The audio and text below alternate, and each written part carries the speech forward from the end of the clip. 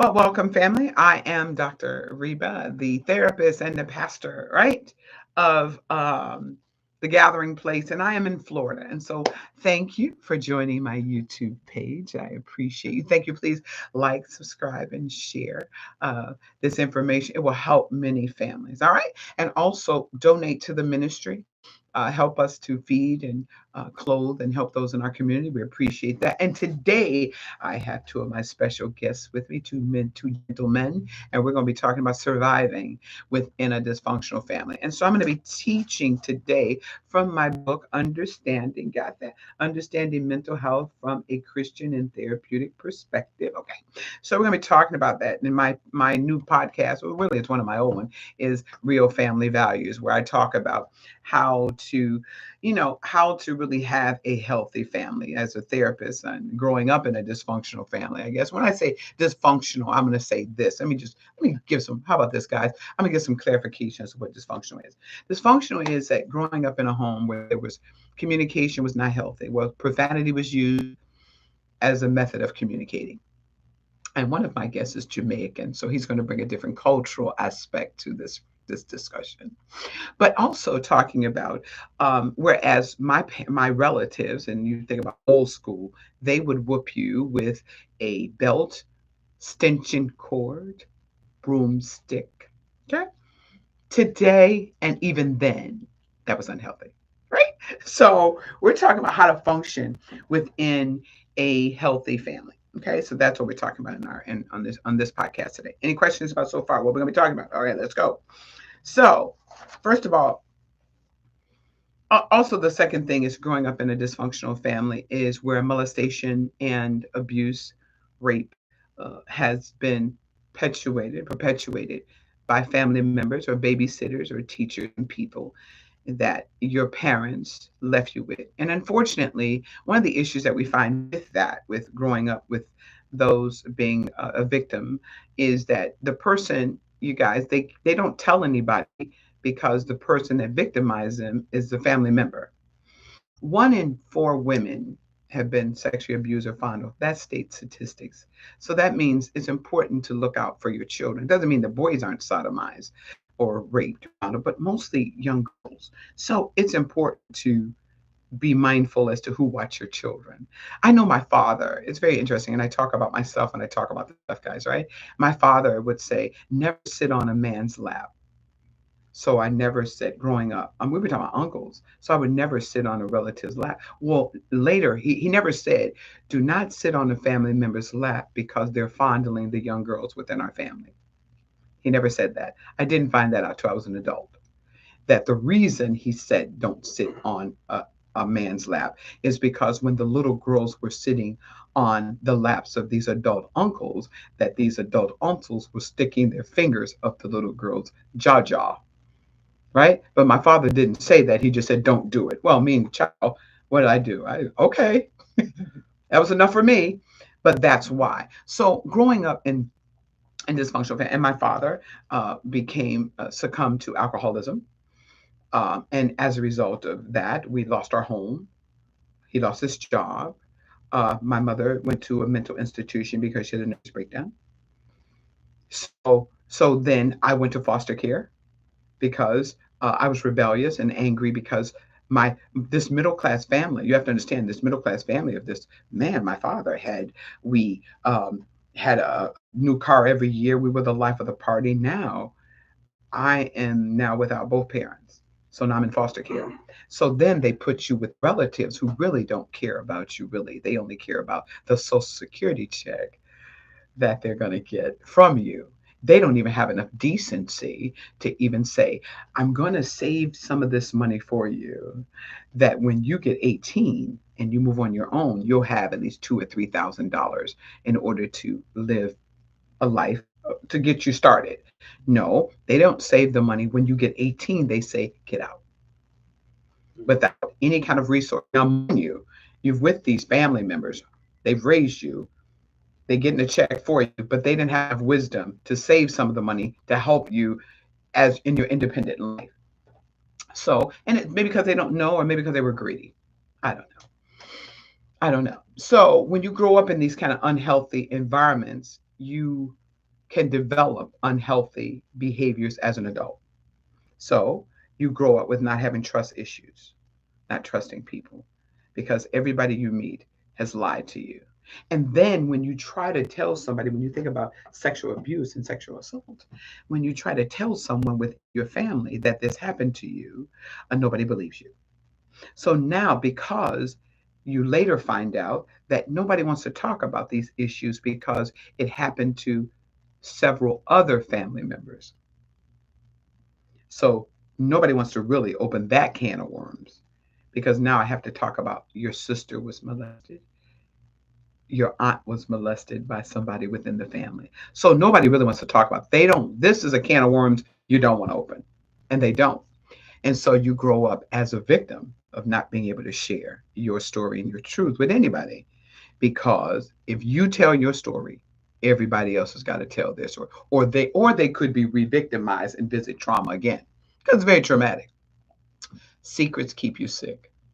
You don't get well if you don't talk about it. And it doesn't go away because you don't talk about it, because it still happened. So surviving within a dysfunctional family, and that's one of the things that we talk about. And I wrote the book of understanding health, mental health from a Christian therapeutic perspective, and how to transition from dysfunctional families. How do I move from growing up, Dylan, from a dysfunctional family with all that profanity, alcoholism, drug addiction, unfaithfulness, now as an adult, still carrying some of that. Now I'm a Christian.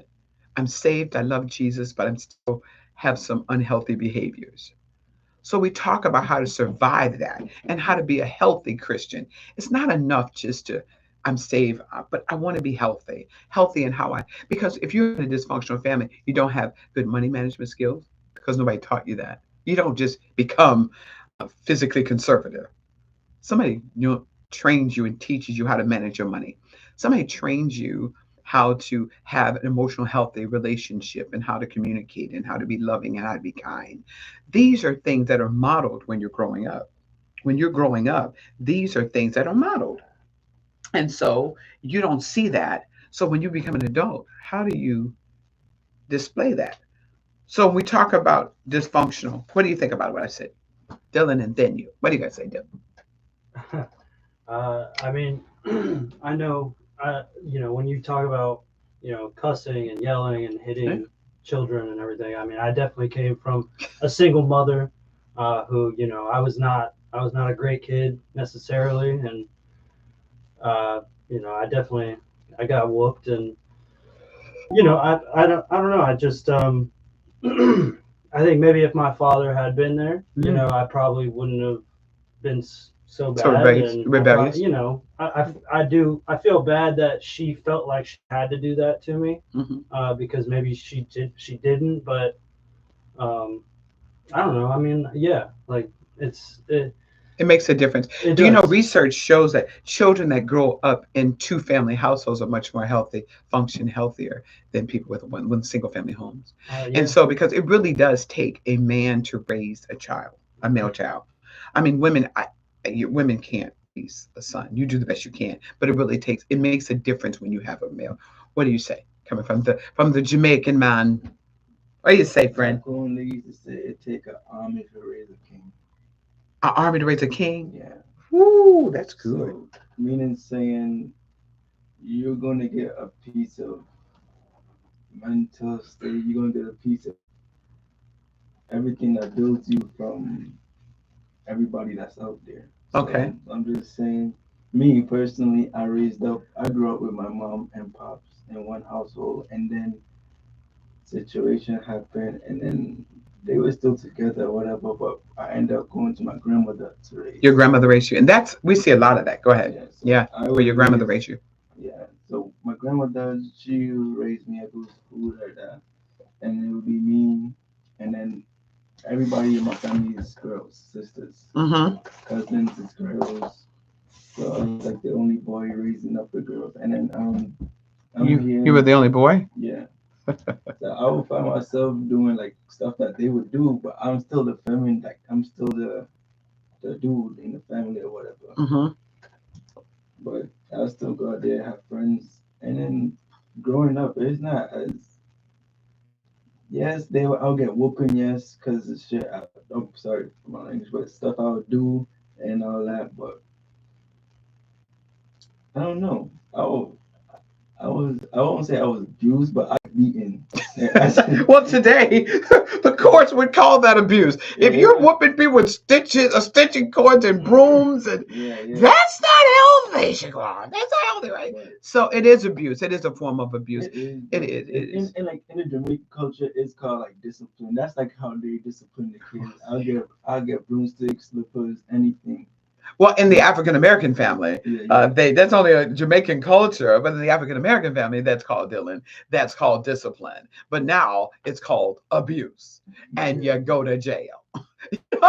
So I mean, but that is how they were. Somebody abused them. Somebody raised them like that. So they think that's a healthy way of raising a child. And but they did. I want to believe that they did the best they could with what they have under the circumstances. I think generations are different. You know what I'm saying? I think now we know not to raise our children like that, not to beat your children and not, and to do timeout, but to discipline them and to take away, now it's taking away iPhones or tablets or games and these kinds of things as a method of discipline or timeout or something or taking away privileges is more appropriate than actually beating them, and going to jail.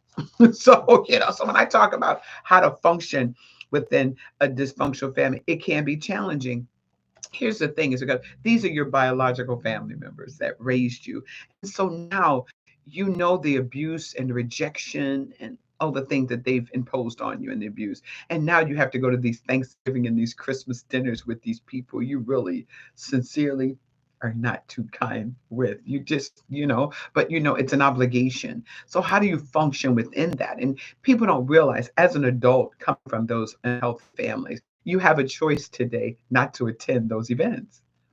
If you don't feel comfortable as an adult, Dylan, going to this party or this family gathering, if you haven't resolved the issues with those people, it's not good that you go. I know people, say, well, they go for faith's sake. But if I'm not comfortable as an adult, as a child, you had to go, you had to accept abuse. But as an adult, you have a choice. You don't have to succumb to that kind of environment, but it takes you doing the work to realize that. So functioning within it can be challenging, but with the right mindset and strategies, you can survive a dysfunctional family by setting boundaries. One of the things is setting boundaries. First of all, really, is to acknowledge that your family was dysfunctional and not be in denial, right? That this stuff really happened, right?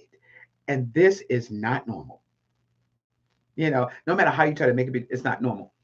Or it's not, and it's not necessarily normal, but it's not healthy. Because we can use normal. What is normal? But let's talk about healthy, because I don't use the word normal, but healthy and dysfunctional. Mhm. That's not healthy, right? So you can maintain your well-being and navigate difficult relationships when you develop the right mindset and you develop a strategy on how to function, survive within a dysfunctional family. Because you cannot change the people. You want apology from them, the person who raped you, the person who fondled you, abused you, rejected you, abandoned you. They might not ever apologize to you. And people are still waiting on people, and people are in their grave to apologize, or to how do I get some kind of relief, right, from what someone did to me? How do I get that? Right? Mhm. First, acknowledge that your family operates in a dysfunctional manner. That behavior, that form of communication is unhealthy. That's the first step. Dysfunctional can include poor communication, neglect, control, manipulation, addiction. You have children growing up with parents. I grew up with my father who was an alcoholic, and as a result of that, we lost our home. He lost his job because the addiction is going to take you to a place. It's you without going to rehab or getting treatment. It's yeah, you're going to lose some stuff. It's going to cost you something. Or abuse. Understanding the understanding the dysfunction helps you to separate yourself from the toxicity because dysfunction is toxicity. It's very toxic, and the people are very toxic, and the people are very dysfunctional, and it's either healthy or unhealthy. And if you want to be healthy and you want to raise healthy children, what you have to do is identify that dysfunction method to your children by saying that's not healthy. It's not that they're not bad people, they're not healthy people, because I don't like labeling people as bad and good, right? Because everything God created was good, but the behavior is very unhealthy, Mhm. right? So we'll say that. Second thing is you have to do when you're trying to survive it is to set boundaries, and that's the big things with saying for example, one of the boundaries, my father used to smoke when he was living, right? And I would go pick him up and I would take him out to eat, and he'd want to light up. My father used to smoke what is I think Salem's or Winston's or something, and I was like, not in my car. He said, I'm your father, not in my car. Because like, you want to kill you, dude? Cool. Don't smoke. Not happening. So it's setting up boundaries, right? And he tried to use the authoritative. I'm your father. You can walk. Deuces. Right. But not. I'm not getting cancer, dude. So it's setting boundaries and identifying what behaviors you will and you will not tolerate, and being able to communicate that to the people who I will not accept you talking to me like that, right? I'm just not going to accept that. And remember, you can't change them. We talked about that today in church. You can't change them, but you can change you. But you can set boundaries, saying, I'm not comfortable with you talking to me like that, and that's unacceptable. But remember, the key with that is people want to change the other person, and then I don't care if you beat their behind, Dylan. They're not going to change. Oh, yeah. So you agree or no? No, I agree. I travel with a father that smokes as well, and try to take him around everywhere you could go. He is not stopping. There's nothing you could do. There's nothing you can do. And my father died of lung cancer. Died of lung cancer from smoking. I was like, Sorry for that. not gonna do that because that's the end result. Eventually, emphysema or COPD. That's the end result of that, right? So I didn't want that for myself, but I did find myself running down a path of alcoholism because of the emotional pain. If you really can identify emotional pain and you're trying to drink to self medicate because you've been told you're ugly, you've been told you're gonna be like your mother, you're gonna be like your father. Well, my God, those two people were very unhealthy. What the heck am I gonna do, right?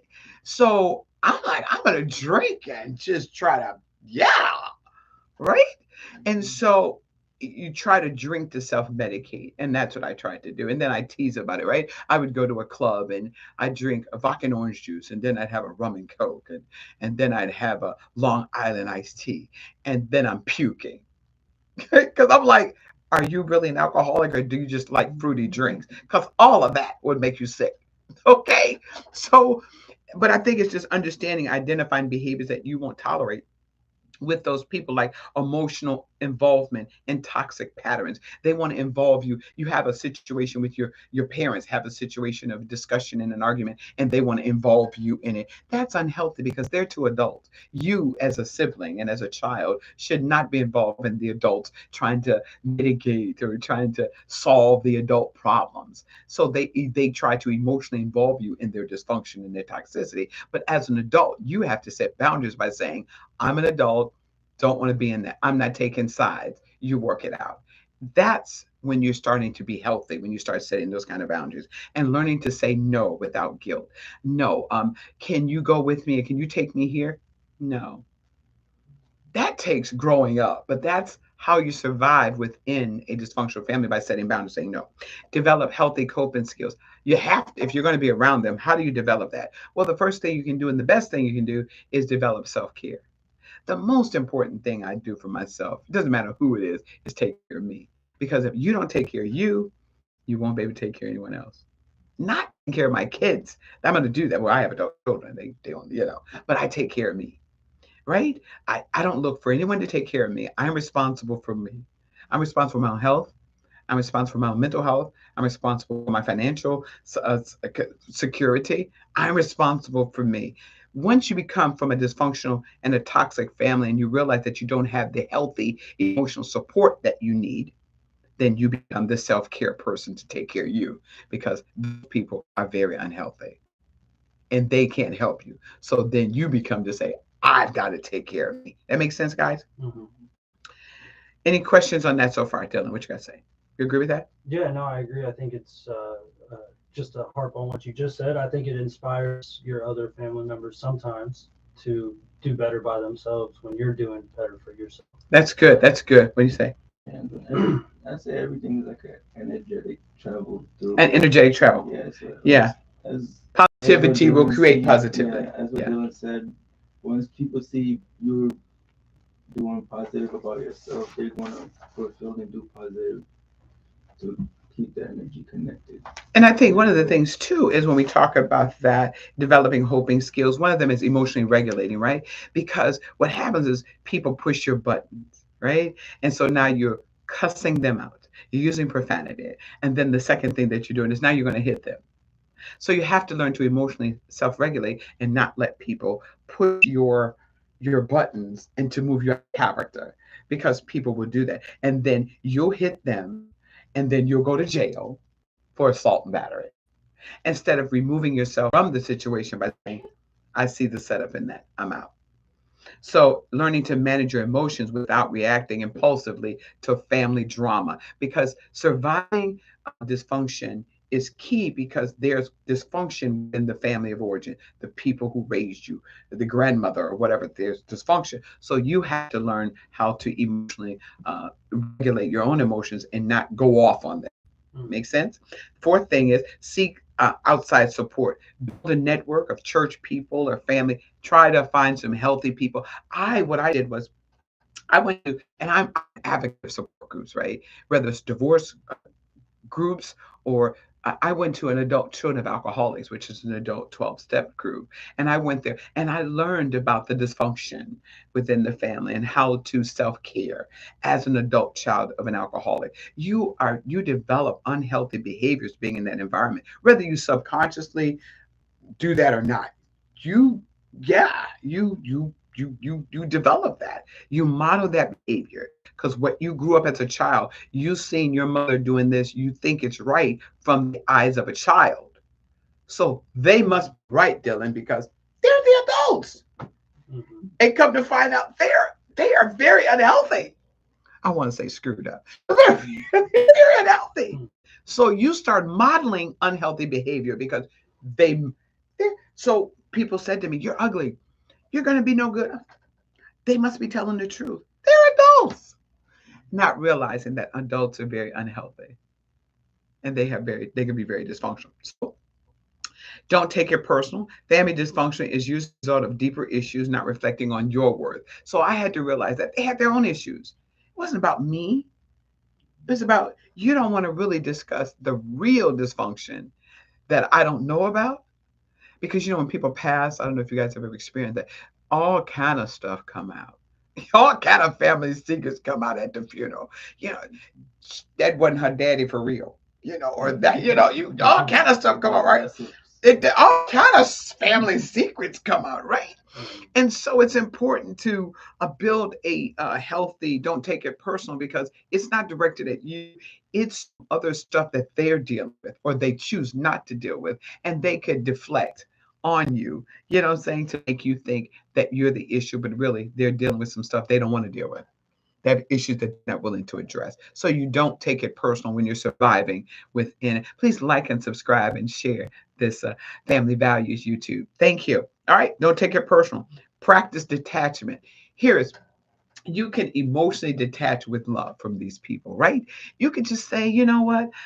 I'm just not going to visit you, and I'm going to minimize my visitations with you because you make me feel some kind of way. My term is you don't make me feel warm and fuzzy about me. So I don't need to be around you because you don't make me feel good. And you want to be with people who celebrate you and not tolerate you. So if they don't make me feel good and wonderful and fabulous that I am, then I don't need to be around you. So it's really learning how to practice detachment, emotionally detaching with love. I don't hate you. You're just not good for me right now. I just don't, you don't make me feel warm and fuzzy. You just don't make me feel like I love me enough. So I choose to emotionally detach. All right. Sixth thing is communicate effectively. The key words is saying with it in surviving is not you. you make me feel. I feel. I take responsibility for my own emotions. I feel some kind of way when you say that. Not you make me feel, because then I'm giving you my power. I'm giving you power. Not you make me feel. No, I feel this way when you say that, because I'm only responsible for my own feelings. So I'm not going to let you control how I feel. I don't feel comfortable with what you said. I take responsibility for my own emotions. I take responsibility for how I feel. Surviving dysfunction means I own my stuff. I own, but it comes with truth and being honest by saying, I might have contributed to this dysfunction, but I'm going to emotionally set some boundaries so that I can work on becoming a healthy person. And unfortunately, you do have to emotionally detach with people who are not on the road to recovery of healthy. Yeah, even Jesus said, if your right hand offend you, cut it off. He didn't say hang out with it. He said sever it. And that doesn't mean forever, but it does mean until they get healthy, or until you have developed some coping skills to be able to cope with them and manage them, that it doesn't trigger you to be unhealthy. That makes sense? Mm-hmm. All right. So we have to practice some I statements without escalating conflict. And you have to own it. When know when to disengage from toxic conversations. You can see when it's getting ready to escalate and it's going to 1 in 105. Then it's like, you know what? I'm gonna need to check out.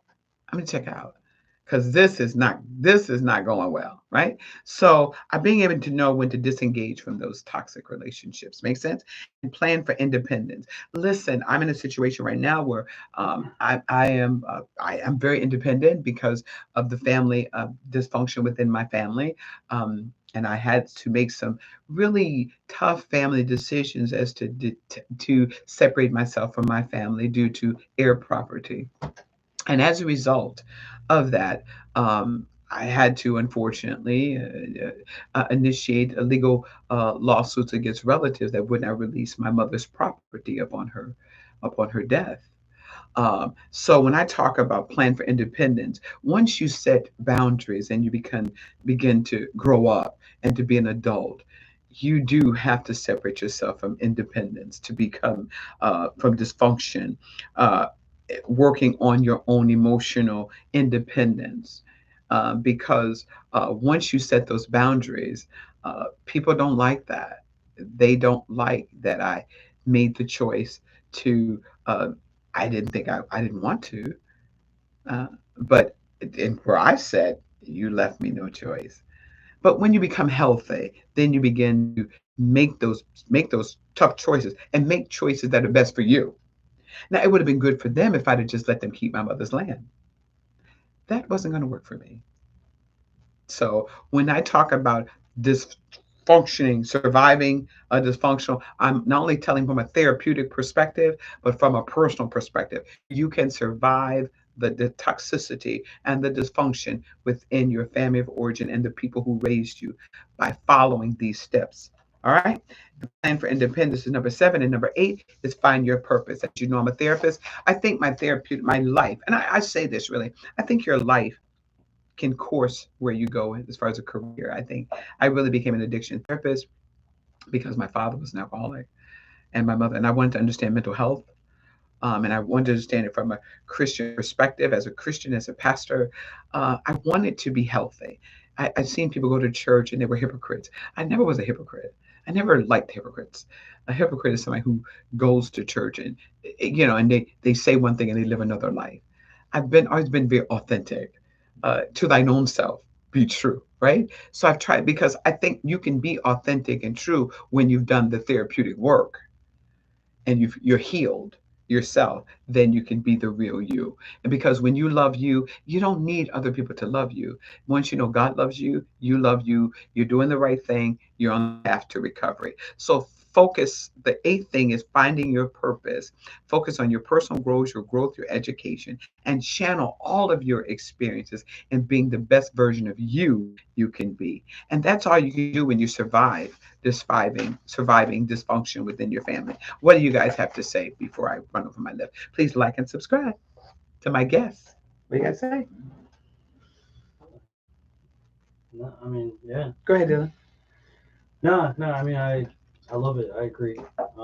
I think I can relate a lot to that lesson, and focusing on myself is something I've been trying to do. And every time I do it, I see good results. So it's just consistency sometimes, I think, you Yeah, know. yeah, yeah, it is. You have It's to not be easy to intentional. You have to be constantly love intentional. yourself, you know. Yeah, but if you don't love you, you gotta love you. Like I love me. I just think I'm just the bomb.com and the bag of potato chips and the Coca-Cola bottle. Right? But I've done the work. I think you have to do the work. I've been to therapy. I tell people I am a therapist, been to a therapist, and have a therapist because you have to do the work of silencing those negative voices that were lies from your childhood. You have to silence and the mistakes I made. I married the wrong guy. I got a divorce. I had a child out of wedlock. You have to do the work to be healed. It doesn't mean that things don't happen in your life, that you don't have a past, but your past to be your future. Rearview mirror. Yeah, I mean, you have to look at the rearview mirror, but you really have to stay focused on the front mirror so you can keep going forward. You can look back at the rearview mirror to see where God has brought you from and the mistakes you made, so you don't have to make. But you cannot go forward in life looking at the rearview mirror. You have to look at the windshield. Mm. You gotta stay focused on the purpose. All right. So the things, please like and subscribe and share my channel. So the thing is, I'll say is this: surviving a dysfunctional family is one. Acknowledging that family is dysfunction. Tell the truth to yourself. Don't lie, for God's sake, don't lie to yourself. It's dysfunctional. Two, set boundaries in order to cope with those people. Identify what behaviors you will and you will not accept. Number three, develop healthy coping skills on how do you cope within a dysfunctional family. Number four, seek outside support from your family. Build a network. Go to church. Develop a group of people. And please don't believe, Dylan and Sean, that when you go to church, you're going to find healthy people. The people that are in there, they're needing Jesus just like you. So some of them are still dysfunctional, but they're trying to get there. At least they're in the house, right? Mm-hmm. So you might be offended by somebody in church, but God, at least they're in the building. Okay. So number five, don't take it personal. Remember, people surviving dysfunction within your family, remember, these people have their own issues that they choose or choose not to deal with. So don't take it personal. Communicate effectively. Don't say you made me feel. Say I don't feel well when you say this to me. So it's really taking ownership of your own emotions and your own feelings. Seven, plan for independence, because once you set those boundaries and once you're on the road to recovery of being healthy, you're going to lose a lot of family members because you're not loaning them any money anymore. You're not, they can call you any kind of time of night. When you set those boundaries, you're going to be, you're going to find some folks falling off, some friends. All right. Number seven, say plan independence. And number eight, find your purpose and focus on your personal growth. Listen, this information is available in my book, Understanding Mental Health from a Christian and Therapeutic Perspective, transitioning from dysfunctional family dynamics to healthy family. I am Dr. Reba, the therapist and the author and the pastor of this book. Please like and subscribe and share my channel. All right. Thank you so much, family and friends. Thank you for sharing. What do you think? We're ending. What do you